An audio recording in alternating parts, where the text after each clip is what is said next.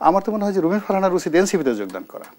একইভাবে ফজলুর রহমানকে যে কাজ করেছে তার উচিত জামাতে যোগদান করা এবং জামাতের আমিরের সাথে গিয়ে তার মোলাকাত করে আসা।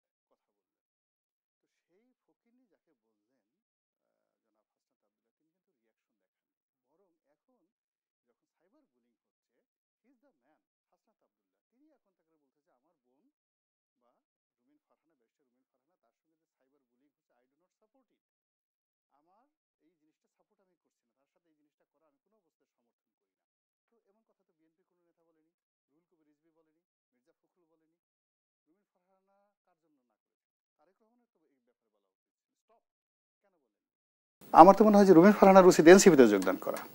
একইভাবে ফজলুর রহমানকে যে কাজ করেছে তার উচিত জামাতে যোগদান করা এবং জামাতের আমিরের সাথে গিয়ে তার মোলাকাত করে আসা। জামাতে দেখবেন খুশির বন্যা বয়ে যাবে। কারণটা কি আপনি চিন্তা করেন যে সে জামাতের সাথে কেন শত্রুতা করছে? জামাতের সাথে শত্রুতা করছে তারেক রহমান সাহেবের জন্য, জামাতের সাথে শত্রুতা করছে বিএনপির জন্য। যে ট্র্যাকটা সে দেওয়া হচ্ছে, অর্থাৎ এখানে জামাতকে এই তার মাস্টার মাইন্ড, মানে এই আন্দোলনের যে মাস্টার মাইন্ড পর্দার আড়ালে থেকে এই যে যত গোপন কাজ, যত মন্দ কাজের অভিযোগ এখন আসছে, পুলিশ হত্যা থেকে যা কিছু আছে, সেই দায়িত্ব মাস্টার মাইন্ডদেরকে নিতে হবে। এখন বিএনপির কিছু লোক তার না বুঝে বলে ফেলছে যে আমরা মাস্টার মাইন্ড, কিন্তু আগামী দিনে বিএনপি যখন ক্ষমতায় আসবে তখন এই দায়িত্ব যেন বিএনপির ঘাড়ে না আসে সেটা কৌশলে জামাতের উপর চাপাই দেওয়ার চেষ্টা করেছেন ফজলুর রহমান।